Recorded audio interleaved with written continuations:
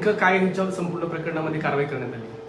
सदर प्रकरणामध्ये एकूण जो काल निवडणूक अनुषंगाने गेवराई शहरामध्ये विविध राजकीय पक्षांच्या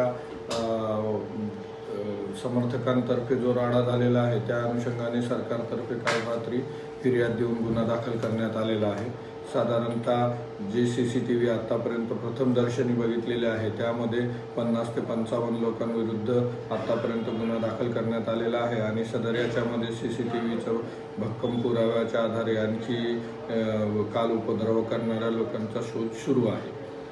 कुठल्या अंतर्गत सदर प्रकरणामध्ये सर्वात अगोदर स्थानिक स्वराज्य संस्थेच्या नियमांचं उल्लंघन BNS 163, त्यानंतर 223, 189, 190, 191, 1 आणि 2, त्याच्यानंतर 115, 324, 1, 352, 351, 1, 2 भारतीय न्याय संहितेप्रमाणे गुन्हा दाखल करण्यात आलेला असून सदर प्रकरणात तपास सुरू असून आरोपितांविरुद्ध कडक प्रतिबंधक कारवाई करून पुढील तपास सुरू आहे।